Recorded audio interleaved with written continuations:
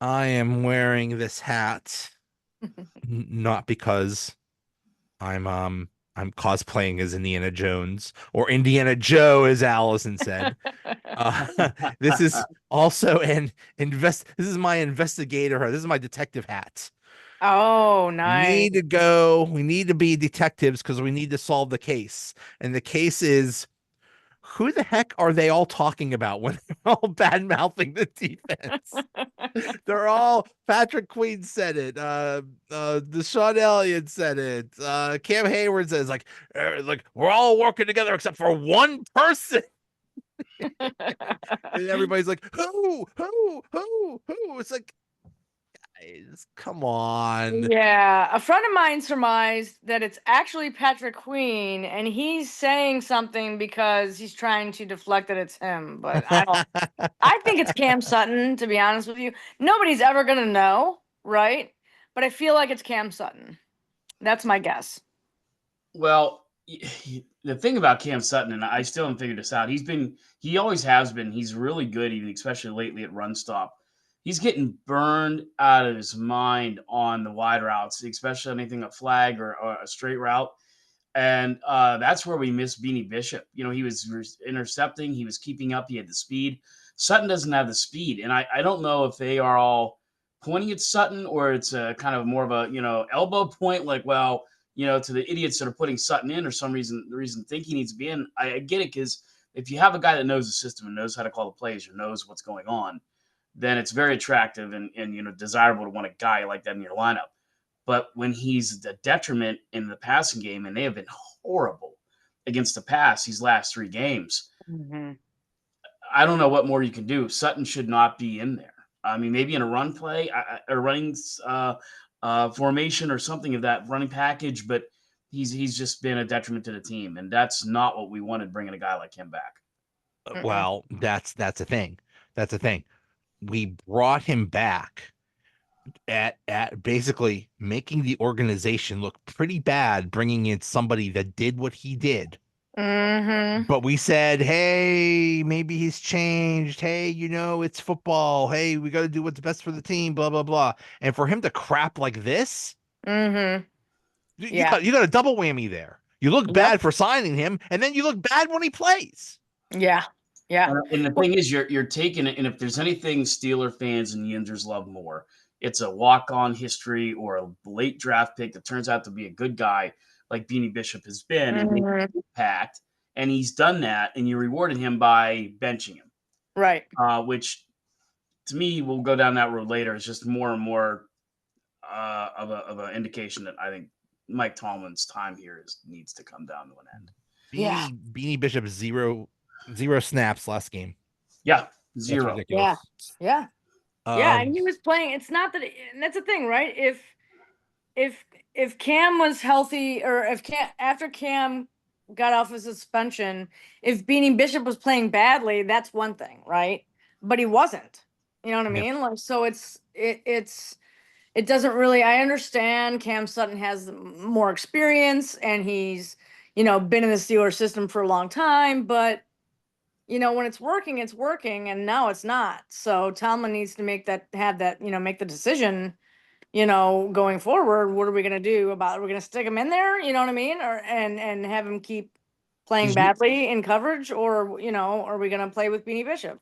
Right, because you could put Corey Trice out there, who's been playing actually quite well since he's come back from his injury, and he's Mm-hmm. definitely got the speed that Sutton doesn't, and that's the thing. And it's like one of the guys that, and again, we're back to this situation almost a year later, to where we have some guys making these side remarks in the locker room, and they're not being candid about it. They're Mm-hmm. coming right out and kind of saying how they feel. And you had, it was a Patrick Queen, I believe it said, we can't have guys wide open. We have guys wide open. It's almost as bad. I think it was who it was. It was the Browns yesterday, where the two guys absolutely started throwing fists on the sidelines for the defense. I think they were down 20-0, right? Mm-hmm. So it was like they were going at it. It's kind of the same thing. Like, they haven't gotten to that point, but now you have guys calling other guys out, or the scenario out of him being in the first place when he probably shouldn't. So I thought it was interesting that two of the people that have been most vocal the past couple weeks have been former Ravens, Patrick Queen and Deshaun Elliott. That's a good point. Guys that just joined the team. Mm-hmm. People that basically are not part of have not been part of the team for years, that just got on and look around and say, this is BS. Screw this. Like, Right. they're not keeping their mouth shut. They're not biting their lip. They're just saying what's on their mind. And I mean, Tomlin was asked about it today in the press conference. He's like, yeah, that's good. People are, they're bickering because they care. Like, okay, but if they're complaining like that in public, what the heck is going on in private? And I don't think it's just Mm-hmm. Cam Sutton. Cam Sutton is a huge mistake. I think he's causing a lot of problems, but Minka isn't great. And like you said, I was like, Patrick Queen hasn't been great. Uh, Mm-hmm. it's just yeah, been a mess. It's and I joke. What was it? Yeah. Last week I called.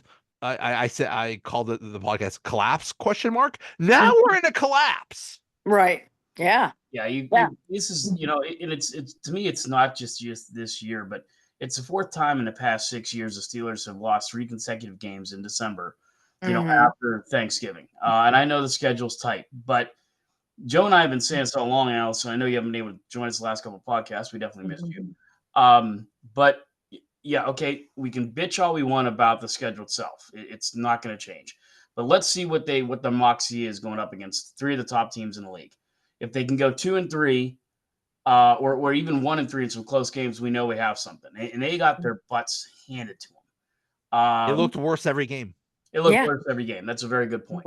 And Mm-hmm. so now you know where we're at. But again, this is a trending. This isn't just something that just happened or trended. This has been ongoing. We get to this point in the year and we collapse 11-0. We collapse. Last year, collapse. This year, collapse. And now you're going to against a Bengals team, which has every reason to play their balls off to play Mm-hmm. that playoff spot.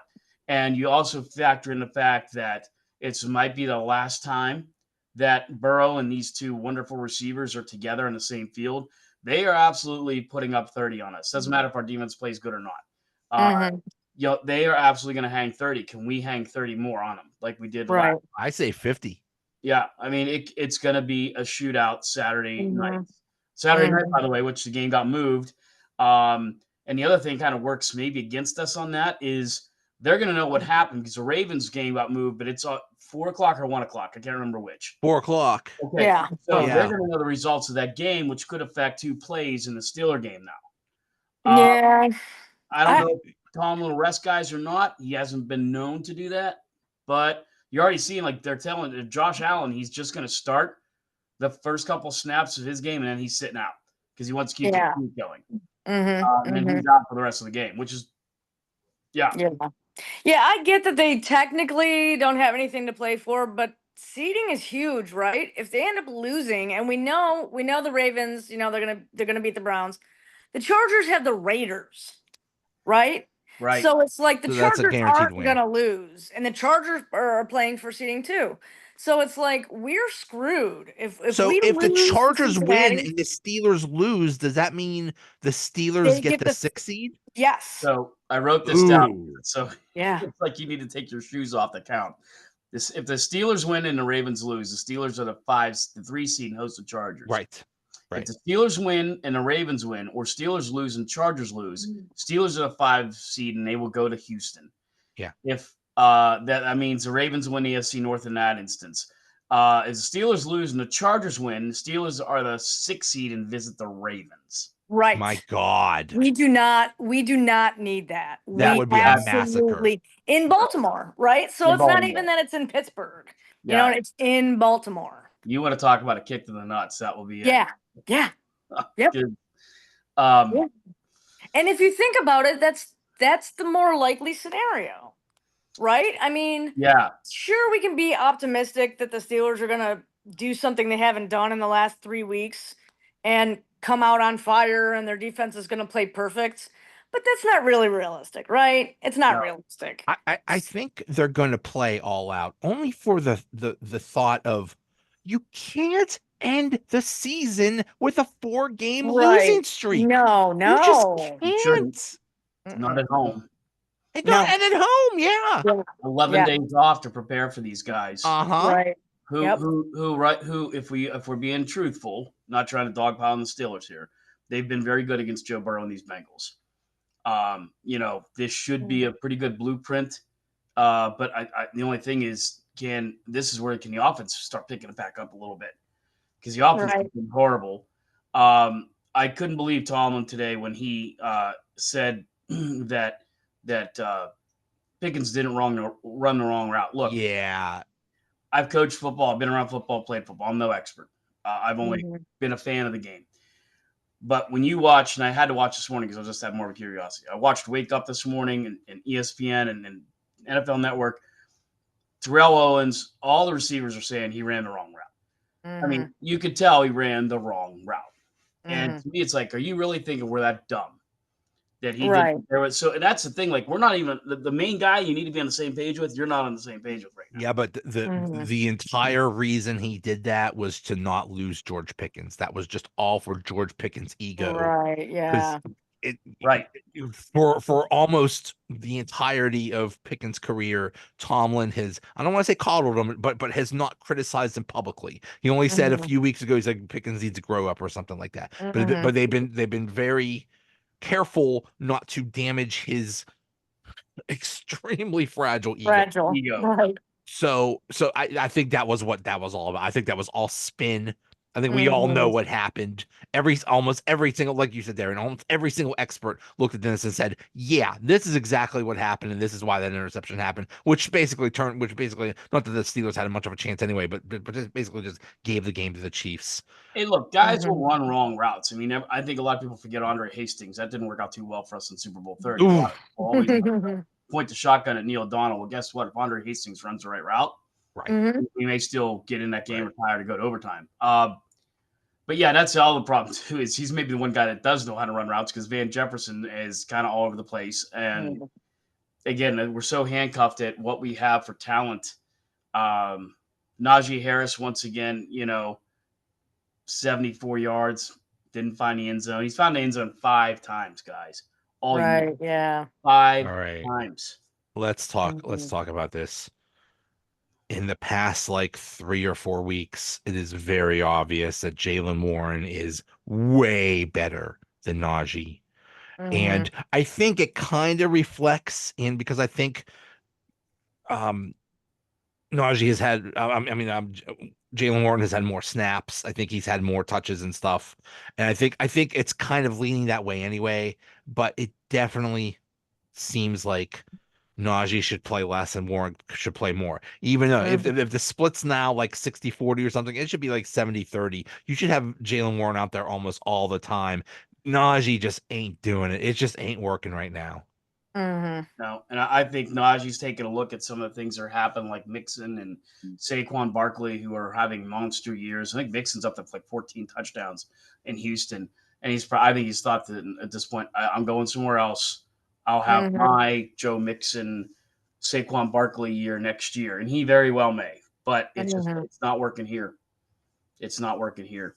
No, And no. that's a shame because this is the time of year you want that running back to be Right. doing these things. It's like Mhm. a lot of the teams are banged up right now. Detroit has got a lot of injuries.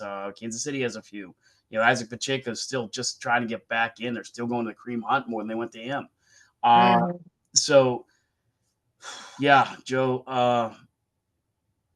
That's the thing. The only other scenario I see, guys, is because once again, I think we're headed to another year where we have a late playoff collapse. Tomlin Mhm. had a winning season. Right. Yeah, that's really He's getting going to go to the so playoffs. old. And the only thing that might save his butt in any way is if they play Houston, I think they might beat Houston. If they play anyone else, Maybe. it's a loss at this They point. have a better chance to beat Houston than they do the Ravens. I I, Right. I think a lot of people are saying that yeah, the Steelers are going to beat Houston. Who know? Who knows?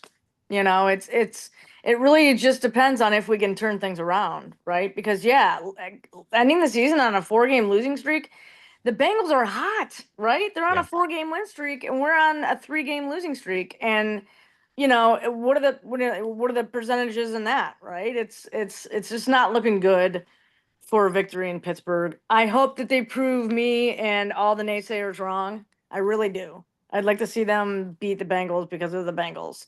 But, it's rough. And even though in week 13, it took us to the fourth quarter. Wasn't it like a fourth quarter comeback for us to actually beat Cincinnati? So I feel like Cincinnati sort of has Pittsburgh's number now. Cincinnati's And coming back. Yeah, we kind of had a lead on them, but they started coming back on us. right. That's the thing. This Bengals team is so good. The offense is so proficient. So good. But if you take a couple downs off, they're going to burn you. And that's the thing. It's like their defense is horrid. They're probably going to give up 28 to 35 or 40 points a game too.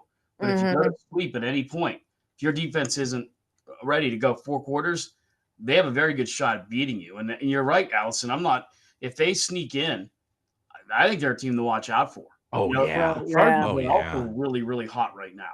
And I still feel it's like kind of Ravens and the Bills right now. And I know the Chiefs are 13-1, but I really feel like the Bills and the Ravens could beat Kansas City. I really do. I agree. But I think you got to watch out of the corner of your eye, and I think the Steelers are kind of just there. The way Which is unfortunate. The way the Steelers have been playing for the last 3 weeks, they're not beating any good team. Now, one thing that has been missing, and I don't think enough has been made of this, is Joey Porter Jr. hasn't been playing because of injury, and they had to completely change the way they play defense. Joey Porter Jr. basically stays on their number one receiver or stays on a receiver and plays press man, and people say he's been having a bad year. Well, look what's been happening since he's been out. He is basically, we talk about, when the Steelers offense has missing George Pickens, they suck. Yeah, well, look what happened when the Steelers defense is missing Joey Porter Jr. He is just as valuable. I mean, he is very valuable, but I mean, he's only been gone 1 game. We had 2 games where the first 2 losses, and they were gone basically. It was basically 1.5 games. He was gone, I think, like most of that Ravens game. Well, that's the other thing with him too. And Joe and I said he's probably like the biggest enigma of the season. It's like he's definitely kind of with CJ Stroud in the sophomore slump. Because last year, in both games against the Bengals, he shut Chase down. I mean, he was a world beater. I thought we had our guy. I think we still do. I think it's still there. But that's the other concerning thing, too, when I look at the coaching aspect versus player execution, is they don't seem to know how to fix it or get him away from the penalties or, I don't know if that's a Terrell Austin thing. I don't know. I'll say this, and Joe knows this. Terrell Austin's a hometown kid from where I grew up, so I obviously naturally try to gravitate toward him. But what you're seeing Flores do with the Vikings defense right now versus what Terrell Austin has done, I'm sorry, but Flores has been much better. And I know even going in this last week, I think the Vikings defense was 15th and we were like 12th, but that's off the entire season. The Vikings have been growing and getting to be one of the better defenses in the NFL in the last month and a half, much better than the Steelers are. And next Sunday, they're playing for the number 1 seed against the Lions. And it makes me wonder, Brian Flores, had a way of bringing things out of people. Ever since he left, Minka hasn't been as good. And I think when you have a kid like Joey Porter Jr. struggling like he has, I think Flores would have known how to fix that. And I don't seem to feel at this point Terrell Austin knows how to do that, or some combination of either one. I don't know if you mentioned this, Darren, but yeah, they were one of the worst defenses last year, Minnesota, and now they're one of the best. Right. Yeah, exactly. And now they're one of the best. I don't know. Go ahead, Allison. I'm sorry. Sorry to cut you off. I just hear a lot of people saying, "Why didn't we keep Flores? Why didn't we keep Flores?" He's not a yes man, right? Like, he wants to have more control over the Tomlin's defense. That's why. Exactly. So if Tomlin was smart, he would have handed over the defense to Flores. Right. Yeah. Yeah, but he doesn't want that. It's an ego thing. Exactly. Yeah. It's an ego thing. Exactly. If Tomlin doesn't have a defense, he's not an offensive guy. He would have nothing. Right. So but they go against the Chiefs, and every time they play against the Chiefs, and I know Mahomes is amazing. And if you look at some of those plays he made, the Steelers had him dead to rights, and he just flips over the ball like a bride thrown away a bouquet. And it just magically goes into the hands of a Chiefs player. I mean, he is amazing. But every time they play the Chiefs make the Steelers defense look idiotic. Right. Yeah. Yeah. That's And the most points they've scored all year, right? And then I think it's the least amount of points allowed by an opponent from the Chiefs. And that's a great point, Allison, because every game they've been in, it's actually been very close. That's why I'm saying, right. I think the Bills or Ravens actually probably take it to them a little bit. I don't think they beat them like 29-10, but I think it could be like a 24-17, 31-21 deal. I think they beat them by a little bit. And they even struggled against the Panthers. The Panthers had them on the Carolina Panthers right on the ropes. And we're sitting there, dragging and we get blown out dirt, and we can't even put up more than 10 points and allow them 30. The worst part of that 30 is you give them 13 in the first quarter, 13 in the fourth quarter. You give them 26 points in the 2 quarters you really don't want to. You give up 3 points in the second and third quarter, big deal. You got killed in the quarters that really matter. Not that that's the way it is. I mean, you just cannot give up 13 points in the fourth quarter and score none, which is what the Steelers. Well, let's talk about the offense because they are not without blame here. Russell Wilson has played like crap. Yes. He is now part of the problem, not the solution, and he needs to pull it. He needs to pull something out of his butt because his play the past few games has been unacceptable. And this is supposed to be the guy that's like, oh, we finally have a quarterback. Oh my God. Yes. They're like, no, it's been crap the past few weeks, and it better change soon. And it's not all his fault. That offensive line has been garbage. It's getting worse. My goodness. Yeah, it's like I don't know, trying to put a bandage on, a gunshot wound, airplane wreck or something. Yeah, gunshot wound. Wilson, one of the things he did not do was turn over the ball.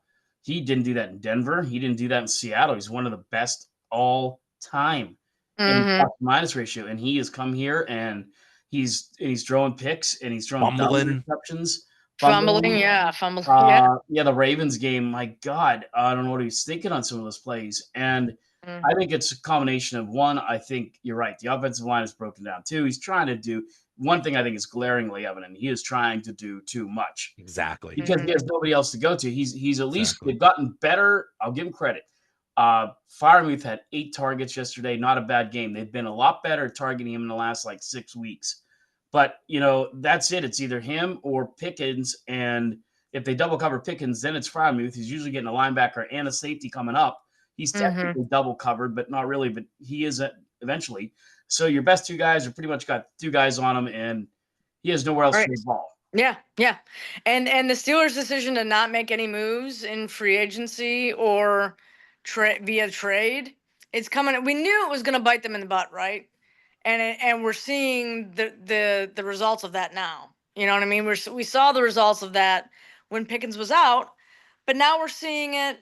It's sort of been on the buried a little bit. It sunk or masked a little bit when we were playing well, right? But now that we're losing, it's just like alert. Like your wide receiver core is beyond George Pickens and occasionally Calvin Austin is horrible. We talked about this last week. Imagine this team with Jerry Jeudy. Right. Now, I wonder if they would have considered not trading Jeudy to the Steelers because I think they're real bitter about Russell Wilson. So maybe that's why they wouldn't even consider trading him. But still, imagine him with one of those other people, Amari. Well, okay, maybe not Amari. Somebody else. It is a huge. I completely believe they were this close to getting Brandon Ayuk, and they put all their eggs in that basket. And when they didn't get him, poof. We got nothing. Yeah. Plan B sucked. I mean, that's just that's all there was to it. Whatever Plan B was. It was actually Plan W for Mike Williams. Yeah. Jeez. Here's the thing. You rolled your eyes a little bit on Amari Cooper. I'll take him any day. He had 4 catches for 60 yards and a score yesterday against the Jets. He's Mhm. become a very nice outlet receiver for the Bills. He's not number one, but he's become a very good, reliable guy. And that's what you needed, was a guy like an Amari Cooper or Jerry Jeudy or, Mhm. Mike Williams. We got him. It was like, well, kind of hooray. But, I mean, his injury history and his age were always kind of like, well, he's maybe a little upgrade from Van Jefferson, not much. And that's always been. Uh, Right. that first game, he had a touchdown. And we Yeah. thought, well, maybe this is it. And No, I say no to Amari Cooper because there was it was also no way the Browns were going to trade him to the Oh, Steelers. right. I would Yeah, have that's loved true. Amari Cooper, but there was, okay, it's that like, yeah. there's no way, no chance in hell, as Vince McMahon would say, Mhm. that he was coming here. So I don't know. The um, Browns are so stupid. I mean, they just restructured Deshaun Watson's contract. While the guy they let go had 5 touchdowns in one game, Baker Mayfield, and Deshaun Watson had 5 all year. I mean, Right. okay, I know we're not sitting pretty, but at least we're not the Browns, because Right. what the That's Browns true. my just did Lord. was they guaranteed another losing season. That's Right. Oh, what they Yeah. did with that move. I can't believe. Now, there was a chance they could have gotten out of the contract maybe next year if they did some kind of cap shenanigans, and if they basically traded like a high draft pick to some team that has a lot of drafts of cap space. They could have gotten away from it, but no, they keep embracing the dude was Mhm. easily the worst quarterback in the league. That's great for Mhm. the Steelers. Hey, we'll probably sweep them next year. Good. But that's just incredibly idiotic that they hold on to that guy. Yeah, yeah. Considering the fact that the Ravens have Lamar Jackson and the Bengals have Joe Burrow, neither of which are going away anytime within the next 10 years. The fact that the Browns, re-upped or restructured Deshaun, good for you. You He's the you Cam go ahead Sutton and of do that. quarterbacks. Right. meanwhile, and you had the Bengals, and I mean that Broncos team is also pretty red hot. They went in that game 9-6. Mm-hmm. With a shot at the division, and it went to overtime. And the Bengals overcame that. I mean, that's what I mean. Like, the Broncos defense has been pretty good, but not good enough to stop the Bengals. And if you go to Right. overtime against the Bengals, you're in trouble. Well, Mm-hmm. what did the Broncos do? Because Patrick Surtain is basically like the top cornerback in the league. What did he do? He shut down Jamar Chase. But what happened?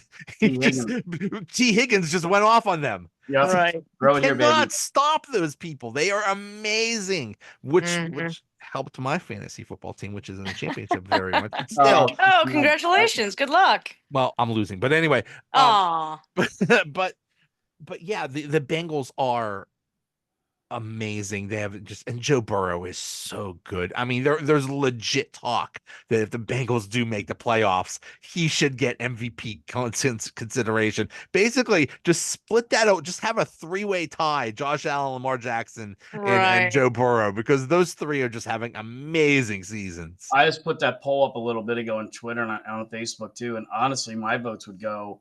I'd have a hard time choosing between Josh Allen and Saquon Barkley. And then I think Yeah. it's Lamar Jackson and Joe Burrow. Because I mean, with Saquon next week needs 100 yards to beat Barry Sanders' record. I mean, Right. he's Yeah. insane, and he's over 2,000 yards. He's been a huge reason the Eagles are back on the map. I mean, if you look Mhm. at it, they're the big. I mean, Joe Burrow is great, but he has 2 phenomenal wide receivers. Mhm. And to me, like Josh Allen and Saquon Barkley are clearly the best 2 people on their respective teams. So yeah, Josh Allen has nobody on that offense. No, that's He true. has not saying garbage. they're great. But yeah, you're right. Lamar Jackson has Derrick Henry. Zay So Flowers, Derrick Henry, yeah, right, he has some talent, but Josh Allen got very good. nothing.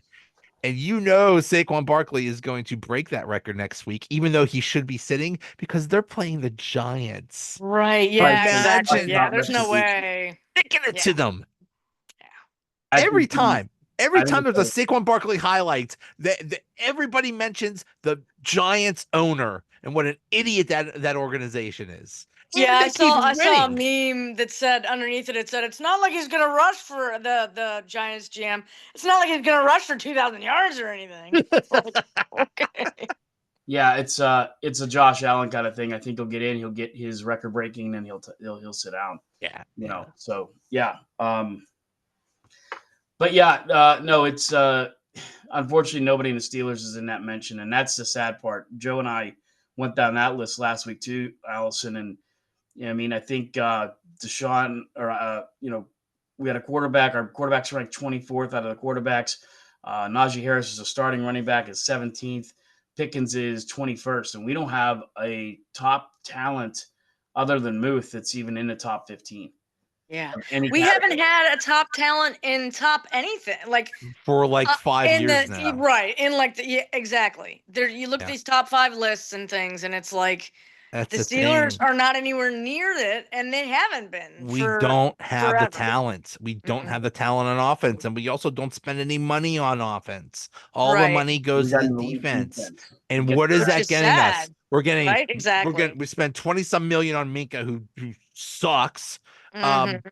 TJ Watt is clearly hurt, and when he is not 100%, he's useless. Right. And Yeah. another thing. Every single year we talked about how they lose so much in December. They wear down. Yeah. What do we say about the Steelers in training camp? We say they hit them so hard. Oh, the Steelers are the hardest hitting team, and they train them so hard in training camp. Well, look at us now. Those dudes are worn down. They're either worn down or hurt. Maybe change what you're doing. And that's the Mike Tomlin decision. Yes. Right? Yeah. I'm not trying to give a scapegoat, but Joe, I've been there enough at training camp and seen that. That's his decision. No, we're going full pads. All these other guys, they're out of full pads on Friday nights. These guys are still knocking heads and doing this thing. And it's a longer season now. I'm not trying to say, oh, it's a sissification in the NFL. It is what it is. As these seasons get longer, you only have so much depth chart, guys. It's not a sissification. It's just playing the facts, man. It's being mathematically load management. load management. Whatever. And their schedule too didn't help them at all either. I mean, I know you can only play what's given to you, but it's like, man, that AFC North Hard Knocks. Is it been worth it? Right? Like I know they didn't have a choice of whether to do it or not, but it's like, has it been worth? I don't know if the Hard Knocks show is still going on, but it kind of feels like the way they did the schedule this week kind of feels like a whole new like Hard Knocks thing. Like, oh, let's put all the AFC North teams on Saturday, and they could play it out. It's been mildly entertaining. My wife and I watched like the first 2 episodes. We haven't seen it much. By the way, Joe, I know you're a big fan. We've been binge watching Landman. Have you seen this show? No, I heard about it. You know how I am. Sopranos are number 1. Everything else kind of falls second place. But to me, since The Sopranos, Breaking Bad, those guys have gone off the air. This is the closest thing to it. It is phenomenal. Is that the Billy Bob Thornton one? Yes. Okay. It's you got to watch it. But anyway, I mean, it's it's one of those deals where we had the last episode yesterday. My wife's like, play the next one. I'm like, there's not one ready yet. That's so sad. But no, Hard Knocks has been kind of fun. It's good. I said to Joe, Allison, it's good to see that Mike Tomlin's still Mike Tomlin when, he's behind the scenes too. Right. Yeah. Not much of a departure, at least it doesn't appear to be on camera. So, the thing that annoys me the most is one Steelers insider said Tomlin has a job with the Steelers as long as he wants, and that annoys me so much. It's supposed to be a meritocracy. That's what sports are supposed to be. When you're good, you get to stay as a coach or player. When you're not good, you're gone. What are we gonna do? Somebody described it as a treadmill to nowhere. That's it. Yeah. We're just on a treadmill. We just go the same thing every single year. 9 wins, 10 wins. Maybe we make the playoffs. No matter what, we're going to lose. If we do make the playoffs, we're going to lose. It's the same thing every year. You draft the same position. You get the same mid players every year. We're all mid. It's just all in the middle, and we're just stuck in this quagmire. I keep saying it every week.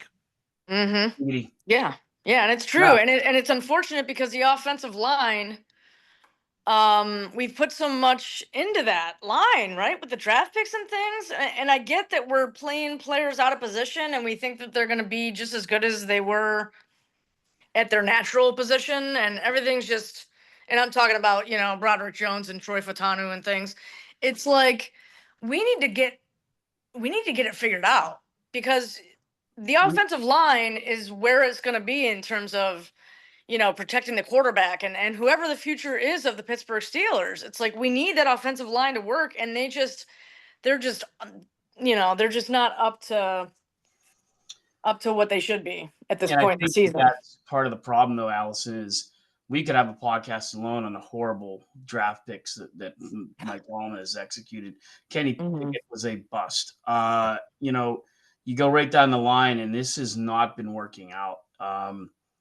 Maybe this offensive line gets turned around, but that's how I feel like, in all honesty. And it's not like I don't like Mike Tomlin. I appreciate the guy. I like what he's done. He's a wonderful man off the field too. He doesn't do a lot of camera work, but I mean, he's off to Africa and he does a lot of charity work there and in a lot of things. He's a wonderful person. But I think that, like you were talking about, Joe, he's just become so complacent that this team needs such an injection of new life. It's so, to me, glaringly obvious that they do.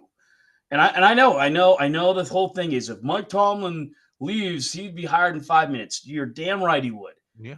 He's going to go somewhere else. And honestly, he may have some success there, just like I think a new coach would have success here. Because it's a new thing. You send Tomlin to the Dolphins. Totally. He would be great. Depending on what situation he was, he'd be like, if he went to Dallas, he'd probably take them far. I've told you, the guy that works in my position in Dallas, we jab each other. He goes, "You're stupid for saying what you say about Mike Tomlin. We'd hire him in a second." I said, "I know you would. Go ahead." Frank McCarthy outcoached him here just about a month ago. Yeah, exactly. It's almost like there's burnout, right? Yeah, like when you've been in a job too long and you become complacent, and you're not as fresh or energized. I sort of feel like that's what's going on with Mike Tomlin and the Steelers. It's like, yo, your time has come. Your time is come and gone, and now it's time for you to go on to better, greener pastures. I think the best comparison is Andy Reid. Andy Reid is one of the greatest coaches of all time. He was very good with the Philadelphia Eagles. But it got to a point where he reached a ceiling. No matter what, you weren't going to get to a Super Bowl. You weren't going to get far. And that's where we're at with Mike Tomlin. Yeah, he's a great guy, but we're only getting so far. And at what point do we stop this? I don't know. I don't know. I don't know how long this is going to last. And maybe the burnout point is valid. Maybe at some point he's going to say, "I'm tired of this." And that's the only way, is he's going to quote unquote retire and go to like the TV booth for like a year and then come back and coach somewhere else. Okay, fine.